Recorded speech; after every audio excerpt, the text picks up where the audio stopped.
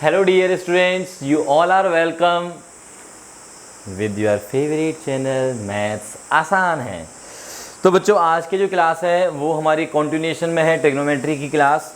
और आज का जो ट्रिग्नोमेट्री का टॉपिक है आपका क्वाड्रेंट सिस्टम।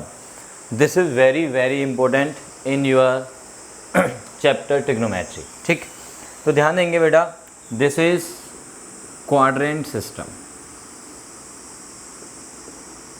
इस क्वाड्रेंट सिस्टम को हमें बहुत अच्छे से समझना है। तो क्वाड्रेंट सिस्टम को समझने के लिए सबसे पहले हम एक हेल्प लेने वाले हैं एक सर्कल की। ठीक है, तो I am drawing a circle. एक सर्कल ले लेते हैं, उसका सेंटर मैं मान रहा हूँ एट द पॉइंट 0,0 पे, और रेडियस में लेके चल रहा हूँ 1। रेडियस में क्या लेके चल रहा हूँ 1। ठीक, तो लेट दिस सर्कल कि ये एक सर्कल है जिसका सेंटर 0,0 पे है और रेडियस 1 यूनिट है। यहाँ पे सेंटर है आपके पास 0,0। क्योंकि अब देखो इसकी रेडियस मैंने क्या एज्यूम किया है 1, रेडियस 1 है, तो सेंटर से ये वाला जो डिस्टेंस होगा ए पॉइंट तक, ये रेडियस ही तो होगी। ये सेंटर है, ये आपका सर्कल पे कोई पॉइंट है। सेंटर से किसी भी पॉइंट सर्कल के ऊपर जो होगा उसको आप ज्वाइन करोगे तो रेडियस बनेगी। तो this distance is 1 unit. So that's Y x axis पे पॉइंट है ओरिजिन से 1 यूनिट डिस्टेंस पे, तो इसके कोऑर्डिनेट हो गए 1,0। Very good. इस पॉइंट के कोऑर्डिनेट्स क्या होंगे बोलो? वाई एक्सिस पे है तो 0,1। सिमिलरली इस पॉइंट पे आपके पास क्या होना चाहिए? -1,0। Well done. And this is 0,-1, और इस पॉइंट को मैं नाम देता हूँ O, ओरिजिन। ठीक, नाउ अब देखो एक सिंपल सी बात समझ लो यहाँ पे अलग से, कि ये अपने पास कोई भी एक्स एक्सिस वाई एक्सिस वाला जो रेक्टेंगुलर सिस्टम है, यहाँ पे कोई पॉइंट है P, कोई पॉइंट है। मैं बोलता हूँ कि इसके कोऑर्डिनेट्स हैं 2,3। क्या मैंने लिए कोऑर्डिनेट्स 2,3। तो इस 2,3 का मीनिंग क्या है कि यदि मैं यहाँ से परपेंडिकुलर ड्रॉ करता हूँ तो ये वाला जो डिस्टेंस होगा ओरिजिन से, ये तो हो जाएगा 2 यूनिट्स, और ये वाला जो डिस्टेंस होगा ये कितना हो जाएगा बच्चा? 3 यूनिट्स। यही होगा। Okay, let's take 1 point here P x, y। मैंने सर्कल के ऊपर कहीं भी एक पॉइंट एज्यूम किया P x, y। इस P पॉइंट से परपेंडिकुलर ड्रॉ कर दिया जी, लेट इट बी M। अच्छा, तो बताओ मुझे OM कितना होगा? OM अभी भी बताया मैंने तुम्हें, 2,3 यहाँ पॉइंट है, उससे परपेंडिकुलर आप ड्रॉ करते हो तो इसका मतलब ओरिजिन से आप कितना चल रहे हो? 2 यूनिट्स, और यहाँ से चल रहे हो आप 3 यूनिट्स। तो इसी तरह से जब x, y पॉइंट है तो ओरिजिन से आप कितना चले? OM, x unit. Very good. और M से P चले आप कितना? y unit. बहुत बढ़िया। ठीक है, अब हम क्या करने वाले हैं, इस P को ओरिजिन से ज्वाइन कर देते हैं। ये जो OP है ये भी तो रेडियस है भाई, सर्कल का ये सेंटर है, ये आपका P पॉइंट है, दिस इज ऑल्सो रेडियस, और इसकी वैल्यू क्या हो गई है? 1 यूनिट। हाँ, कुछ बच्चे बोल रहे होंगे कि सर ये x है और ये y है, तो √(x² + y²) हाइपोटेन्यूज बन गया इज इक्वल्स टू 1। वो भी बिल्कुल सही है, बट फिलहाल मैं इसको रेडियस बोल देता हूँ और ये 1 है। वो भी बिल्कुल सही है, बट उसका मुझे यूज नहीं करना यार, ऐसे बोल लो। ठीक है, तो चलिए अब हम आगे बढ़ते हैं कि इसका ट्रिग्नोमेट्री से क्या लेना देना है, ये सोचना है। अब ट्रिग्नोमेट्री कहीं ना कहीं किसकी तरफ ले जाती है मुझे? एंगल्स की तरफ। तो यहाँ पे भी कोई ना कोई एक एंगल तो आपको नज़र आ ही रहा है। ओके, तो एंगल कहाँ पर है? ये वाला जो एंगल है, ये वाला एंगल। इस एंगल को मैं नाम देता हूँ, क्या नाम देता हूँ? इस एंगल को मैं थीटा नाम दे देता हूँ। ठीक है, इस एंगल को कौन सा एंगल बोलेंगे हम? इसे POM, एंगल POM। इसको मैंने क्या नाम ले लिया है? थीटा नाम ले लिया। ठीक है, तो in this triangle right angle triangle OMP right angle triangle में x/1, x/1, x means base और 1 मीन्स हाइपोटेनस। तो base upon hypotenuse, theta angle ये है ही हमारे पास, तो दिस इज cos थीटा। तो बेटा x की वैल्यू क्या आ गई है, cos theta. Similarly y upon में 1 कितना आएगा बोलो, y इज PM, थीटा के सामने परपेंडिकुलर और ये हाइपोटेन्यूस, तो ये आ जाएगा आपका साइन थीटा। तो y की वैल्यू आ गई अपने पास sine theta. Are you getting बच्चों? इट मीन्स ये हुआ कि इस सर्कल के ऊपर ये जो पॉइंट मैंने P एज्यूम किया था, जिसके कोऑर्डिनेट्स मैंने x और y एज्यूम किए, यदि मैं इस P पॉइंट को ओरिजिन से ज्वाइन करता हूँ और ये OP लाइन, ध्यान देना, ये OP लाइन क्या एंगल बना रही है, एक्स एक्सिस के साथ एक एंगल थीटा बनाती है। तो इस P पॉइंट के कोऑर्डिनेट्स थीटा की टर्म्स में क्या बन रहे हैं, x cos थीटा बन रहा है और y sin theta. It means अब मैं ये कह सकता हूँ कि ये जो x कोऑर्डिनेट है वो है cos थीटा बेटा, और ये जो y कोऑर्डिनेट है वो है sin थीटा, और ये हो गया एक्चुअल में P पॉइंट के कोऑर्डिनेट्स। तो जो P पॉइंट जिसके कोऑर्डिनेट्स मैंने x और y नाम दिए थे, if I join the point P with the origin in the center of the circle, then the line OP making an angle theta with x-axis, and उस theta की terms में x की value यानी कि P के coordinates आते हैं cos theta and y की वैल्यू sin थीटा, तो cos theta comma sin theta. अब मैं ऐसे सपोज कर लेता हूँ कि इस P पॉइंट की जो पोजीशन है वो चेंज कर देते हैं। सपोज करो इस P पॉइंट की पोजीशन में यहाँ पे ले जाता हूँ और नई पोजीशन पे मैं इसको P डैश नाम दे देता हूँ। क्या नाम देता हूँ, P डैश। इसी तरह से P डैश को भी आप ओरिजिन से ज्वाइन कर देते हैं जी, ओरिजिन से ज्वाइन कर देते हैं और यहाँ से परपेंडिकुलर ड्रॉ कर देते हैं। तो आपके पास जो P डैश होगा उसके कोऑर्डिनेट्स मान लेता हूँ मैं, P डैश के कोऑर्डिनेट्स क्या हैं, x dash comma y dash. अच्छा, OP डैश कितना लेंथ होगी, OP डैश तो अगेन 1 होगी। क्यों भाई, क्योंकि ये भी तो रेडियस ही है, OP डैश भी तो रेडियस बनेगी ना, तो 1। अच्छा, ये जो एंगल होगा P डैश वाला, P डैश O, और यहाँ पे N नाम दे देता हूँ फॉर एग्जांपल में, लेट इट बी N से, तो P डैश O N ये वाला एक नया एंगल होगा। उस एंगल को भी क्या नाम दे दो आप, थीटा डैश नाम दे दो। P डैश O N को यदि मैं यहाँ पे थीटा डैश नाम दे देता हूँ, तो अब मुझे बताओ कि जो P डैश होगा उसके जो x डैश y डैश होंगे वो क्या आएंगे। देखो सिंपल, x डैश अपॉन में 1, क्योंकि ये हो जाएगा हमारा x डैश, ये वाला ON बनेगा ना x डैश बेटा, और OP डैश बनेगा हमारे पास 1, बेस अपॉन में हाइपोटेन्यूस क्या आएगा, cos of theta dash. It means x dash की वैल्यू क्या आएगी आपके पास, cos थीटा डैश, और सिमिलरली y डैश को जब आप कैलकुलेट करोगे तो you will be getting sine theta dash. Is this clear?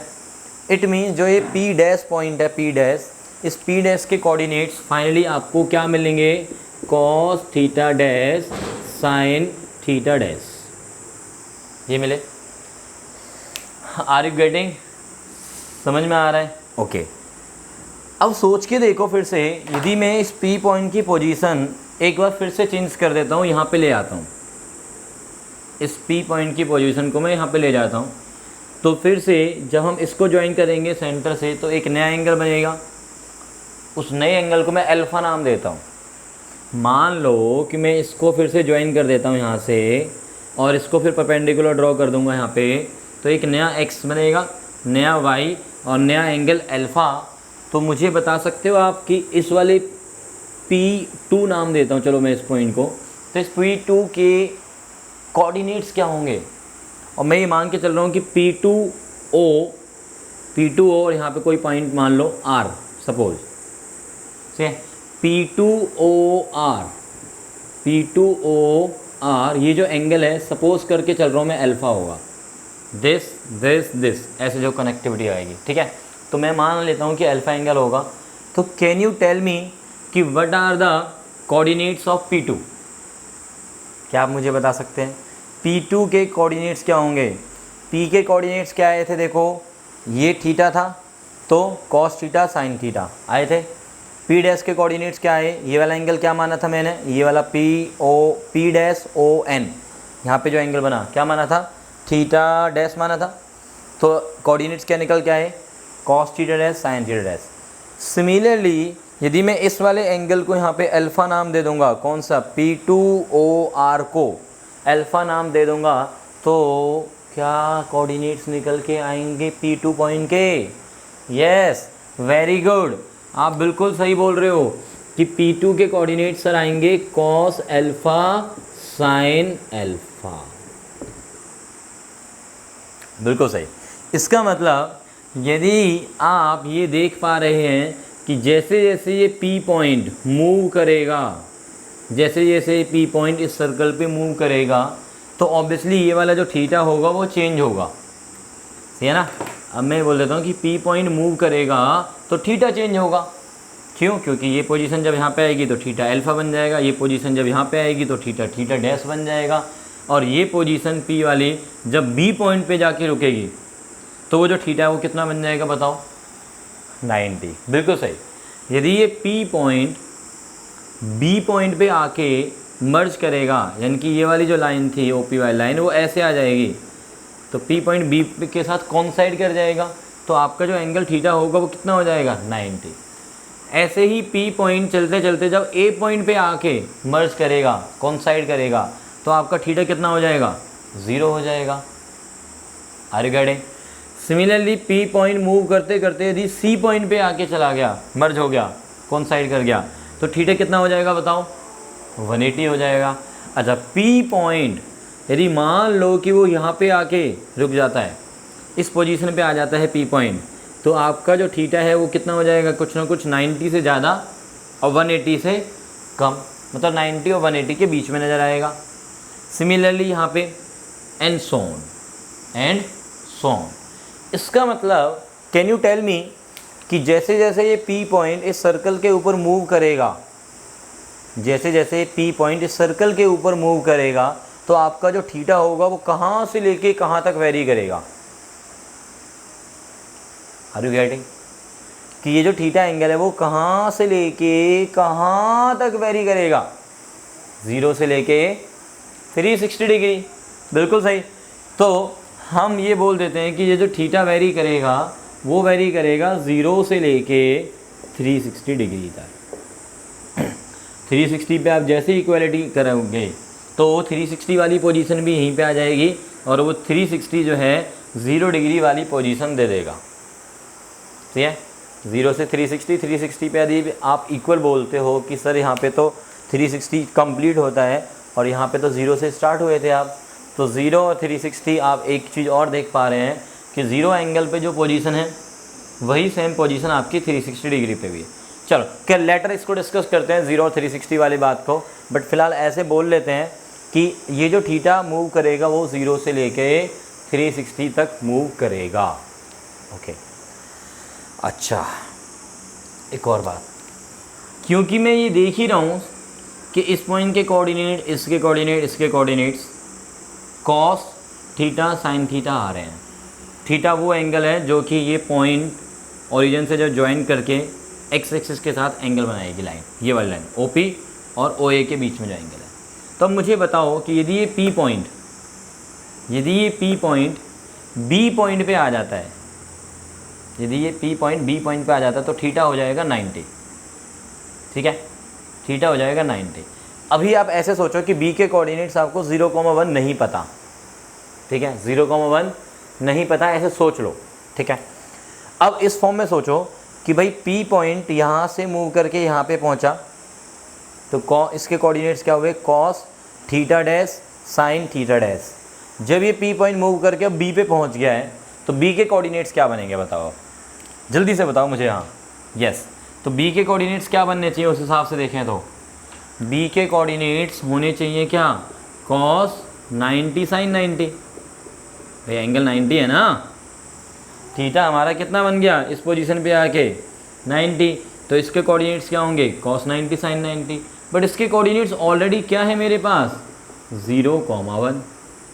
ये मुझे पहले से जानकारी थी, तो इसलिए कॉस 90 कितना आ गया यहाँ से बेटा? 0, और साइन 90 कितना आ गया आपका? 1। Are you getting? Are you getting बेटा? ये हमारा एक तरह से प्रूव भी हो गया कि कॉस 90 0 होता है और साइन 90 1 होता है, ठीक है। चलिए, तो आई थिंक ये सारा जो पार्ट है इसको मुझे रब कर देना चाहिए, है ना, ये तो आपने नोट कर लिया होगा। ओके, तो मैं इसको रब कर देता हूँ और साथ में एक इम्पोर्टेंट बात, ये तो सी पॉइंट था और सी पॉइंट के कोऑर्डिनेट्स क्या थे, -1 0, यहाँ पर लिख देता हूँ, ठीक है। तो साथ में एक इम्पोर्टेंट बात ये नोट कर लेते हैं, इम्पोर्टेंट बात क्या है हमारे पास कि ये जो सर्कल है, every point on this circle, every point P x, y on this circle has coordinates क्या होंगे, x coordinate is cos theta, y coordinate is sin theta, where theta moves from 0 to 360 degree move करेगा।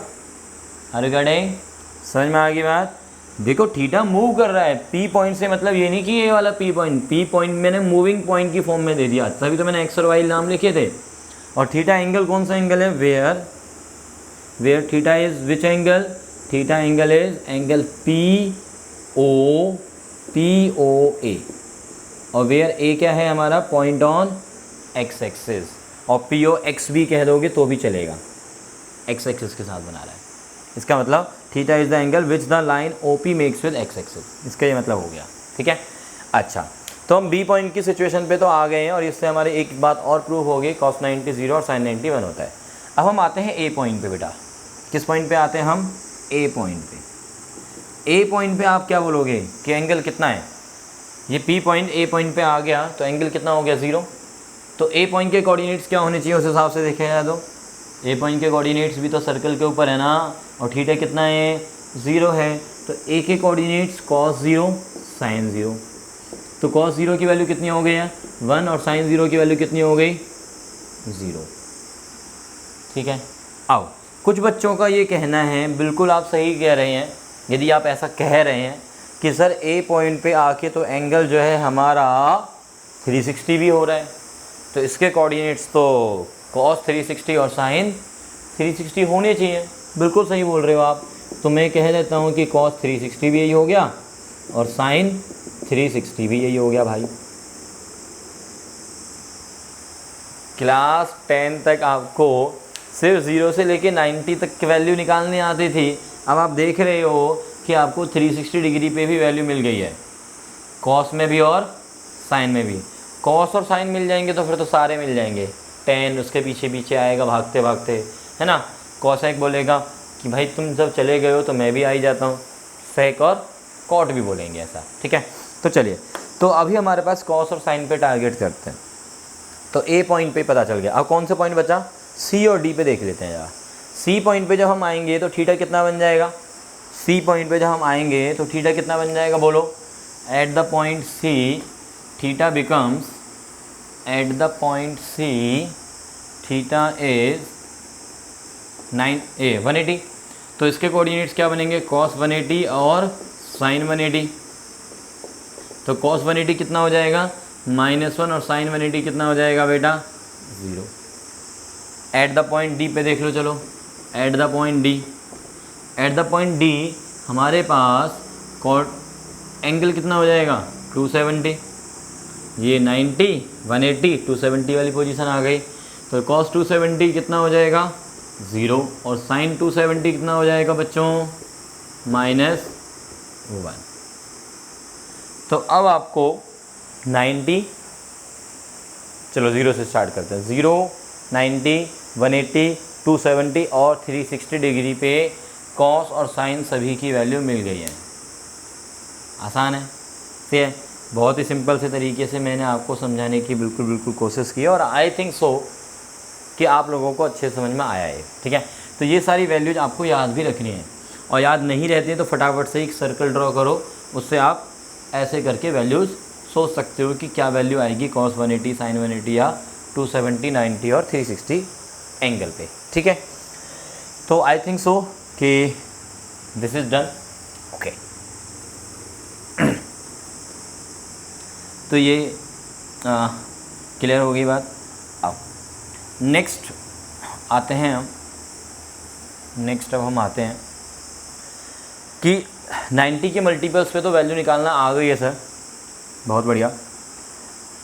अब हम देखना है ये है कि जब हम फर्स्ट क्वाड्रेंट में हैं, सिर्फ फर्स्ट क्वाड्रेंट में, यानी कि जो थीटा है हमारा वो 0 से लेके 90 तक मूव करेगा। ओके, एक बात और, आप क्या कहते हो कि जो 90 डिग्री है, जो 90 डिग्री वाली पोजीशन है, ये फर्स्ट क्वाड्रेंट में है या सेकंड क्वाड्रेंट में? जो 90 डिग्री है आपका, क्या वो फर्स्ट क्वाड्रेंट में है या फिर वो सेकंड क्वाड्रेंट में है?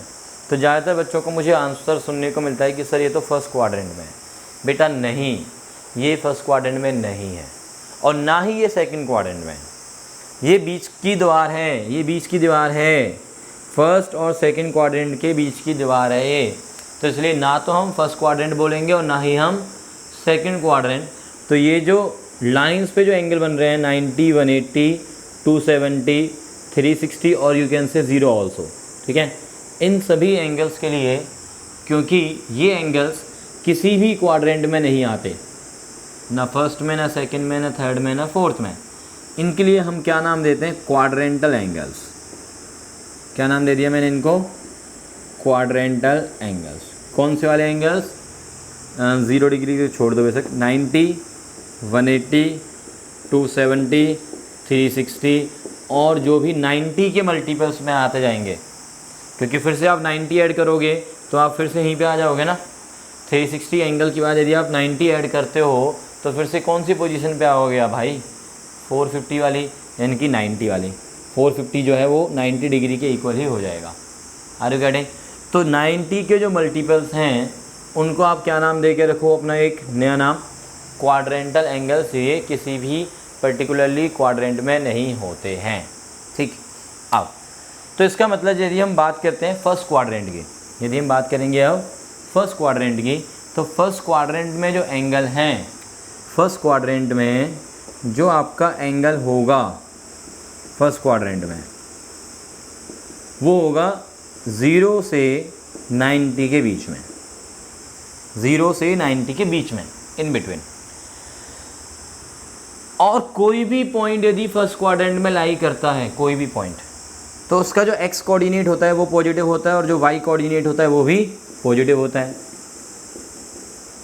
भाई यहाँ पे जितने भी पॉइंट होंगे इस सर्कल पे, इस सर्कमफ्रेंस पे, यहाँ से लेके यहाँ तक, ठीक है, इस सर्कमफ्रेंस पे जितने भी पॉइंट्स हैं फर्स्ट क्वाड्रेंट के अंदर, उन सभी में जो x कोऑर्डिनेट और जो y कोऑर्डिनेट है दोनों ही पॉजिटिव हैं। बट हमें तो पहले से पता है कि इस सर्कमफ्रेंस पे जितने भी पॉइंट हैं उनके जो x और y कोऑर्डिनेट है उनकी वैल्यूज़ क्या हैं? cos थीटा और sin थीटा, और थीटा वेरी करेगा 0 से 90। तो इसका मतलब ये हुआ कि cos थीटा की जो वैल्यू होगी वो एक पॉजिटिव वैल्यू होगी, पॉजिटिव नंबर, और जो sin थीटा होगा वो भी एक पॉजिटिव नंबर होगा। Is this clear? अच्छा, sin theta upon cos theta क्या होता है? tan थीटा होता है।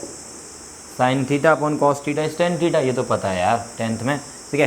तो tan थीटा क्या हो जाएगा? Positive upon positive. तो फाइनली tan थीटा भी क्या आ गया हमारा? पॉजिटिव। और पॉजिटिव नंबर का जो रेसिप्रोकल होता है, पॉजिटिव नंबर का रेसिप्रोकल वो भी पॉजिटिव होता है। 2 का रेसिप्रोकल 1/2, 3 का रेसिप्रोकल 1/3, 1/2 का रेसिप्रोकल 1/1/2, तो 2 हो जाएगा। तो इस तरह से आप देखोगे कि reciprocal of a positive number is also a positive number. So that's why sine का रेसिप्रोकल कोसेक, सेक, और इसका रेसिप्रोकल कॉट। तो सारे के सारे जो बचे हुए हैं others, cosec, sec theta and cot theta, ये सब भी क्या हो जाएंगे बेटा? पॉजिटिव। कौन से क्वाड्रेंट में अभी हम चल रहे हैं? फर्स्ट क्वाड्रेंट में।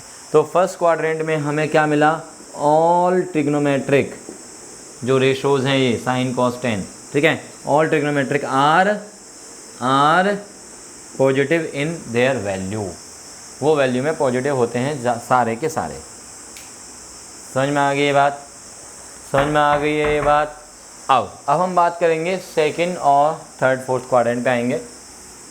तो चलिए सेकंड क्वाड्रेंट पे आते हैं हम। सेकंड क्वाड्रेंट, तो सेकंड क्वाड्रेंट में क्या होने वाला है? सेकंड क्वाड्रेंट में जब आप आएंगे, यानी कि 90 से थीटा कहाँ से कहाँ मूव करेगा? अब आपका 90 से 180 के बीच में मूव करेगा। 90 से 180 के बीच में मूव करेगा आपका theta. Are you getting? Okay, तो आपका जहाँ पे जो भी पॉइंट होगा x, y coordinate, x, y coordinate जो होगा उसमें x कोऑर्डिनेट कैसा होगा बोलो? नेगेटिव। और y कोऑर्डिनेट कैसा होगा आपका? पॉजिटिव। तो cos थीटा होता है आपका x कोऑर्डिनेट। x कोऑर्डिनेट कौन होता है? cos theta. और x कोऑर्डिनेट कैसा है यहाँ पे? नेगेटिव नंबर होगा। और y क्या होगा? पॉजिटिव होगा। सेकंड क्वाड्रेंट में यार नेगेटिव और पॉजिटिव, यस। तो cos थीटा नेगेटिव वैल्यू देगा आपको, और sin थीटा कैसी वैल्यू देगा बेटा? पॉजिटिव। मतलब ये हुआ कि यदि आप cos के साथ 90 से 180 डिग्री के बीच में कोई भी लगाते हो एंगल, तो आपको जो वैल्यू मिलेगी ना, इतना श्योरिटी है कि वो नेगेटिव वैल्यू देगा। ठीक है, फॉर एग्जांपल मैं ये कहूँ कि cos के साथ 120 डिग्री लगाया आपने, तो ये बात की श्योरिटी मिल गई है आपको कि ये जो भी वैल्यू आएगी वो एक नेगेटिव वैल्यू आएगी। ठीक है, अच्छा, साइन कॉस मिल गए तो टेन भी मिल जाएगा भाई। टेन क्या होता है? साइन अपॉन कॉस, और साइन अपॉन कॉस मतलब पॉजिटिव अपॉन नेगेटिव। तो positive upon negative is also negative. Negative का रेसिप्रोकल नेगेटिव, पॉजिटिव का रेसिप्रोकल पॉजिटिव। तो सेक थीटा भी नेगेटिव हो गया, कोसेक थीटा पॉजिटिव हो जाएगा, और you can see cot theta negative हो जाएगा। इसका मतलब सेकंड क्वाड्रेंट में सिर्फ और सिर्फ दो ही पॉजिटिव मिल रहे हैं आपको। कौन कौन? साइन और कोसेक। सेकंड क्वाड्रेंट में साइन और कोसेक ये पॉजिटिव मिलेंगे, और सारे के सारे ट्रिग्नोमेट्रिक कैसी वैल्यू ले रहे हैं? नेगेटिव वैल्यू ले रहे हैं। आर यू गेटिंग बच्चों? तो चलिए अब हम आते हैं कौन से क्वाड्रेंट पे बच्चे? अब हम थर्ड एंड फोर्थ। तो चलिए अब हम थर्ड क्वाड्रेंट पे आते हैं जी। तो थर्ड क्वाड्रेंट में हम देखेंगे, थर्ड क्वाड्रेंट में हमें x कोऑर्डिनेट और y कोऑर्डिनेट का ज्ञान तो है ही। कैसे होते हैं बताओ? नेगेटिव और नेगेटिव। x कोऑर्डिनेट मतलब cos theta. Third quadrant angle कहाँ से कहाँ होगा बोलो? 180 से 270 के बीच में होगा। अच्छा, तो अब आपके पास cos थीटा कैसी वैल्यू देगा? नेगेटिव। साइन थीटा भी कैसी वैल्यू देगा? नेगेटिव। तो टेन थीटा क्या हो जाएगा? Negative divided by negative. Negative divided by negative कैसी वैल्यू देगा? पॉजिटिव। और जो होंगे इनके रेसिप्रोकल, नेगेटिव का रेसिप्रोकल नेगेटिव, पॉजिटिव का रेसिप्रोकल पॉजिटिव। तो टेन थीटा का रेसिप्रोकल है कॉट थीटा, वो भी पॉजिटिव। तो टेन और कॉट पॉजिटिव होंगे, इन दोनों के जो रेसिप्रोकल है कोसेक और सेक वो भी क्या हो जाएंगे? नेगेटिव। तो थर्ड क्वाड्रेंट में कौन मिला पॉजिटिव? टेन और कॉट। अब बचा कौन? Fourth quadrant. फोर्थ क्वाड्रेंट में आ जाते हैं। फोर्थ में x कोऑर्डिनेट पॉजिटिव होता है और y coordinate negative. x coordinate मतलब cos थीटा पॉजिटिव और sin थीटा क्या आ जाएगा? नेगेटिव। तो फोर्थ क्वाड्रेंट में cos theta positive, sin theta negative, positive का रेसिप्रोकल भी पॉजिटिव, मतलब sec थीटा भी पॉजिटिव वैल्यू देगा। और जो बाकी बचे होंगे, टेन भी आप नेगेटिव देखोगे, साइन अपॉन कॉस 10 नेगेटिव। इसका मतलब जो भी सारे बचे वो सब के सब नेगेटिव। कौन दोनों पॉजिटिव? कॉस और सेक पॉजिटिव फोर्थ क्वाड्रेंट में, यदि एंगल लाई करता है तो। और एंगल कहाँ से कहाँ होगा? 270 से, यस 270 से 360 के बीच में होगा। अब हम नेक्स्ट क्लास के अंदर इसके आगे की कहानी सीखेंगे। तो तब तक के लिए आप इसको एक बार फिर से रिवाइज कीजिए, और कल हम नेक्स्ट क्लास में आगे का डिस्कशन करेंगे। ओके बच्चों, और यदि आपको ये अच्छे समझ में आए तो प्लीज़ वीडियो को लाइक कीजिए, कमेंट कीजिए और हमें मोटिवेट करते रहिए। थैंक यू बच्चों, थैंक यू माय डियर।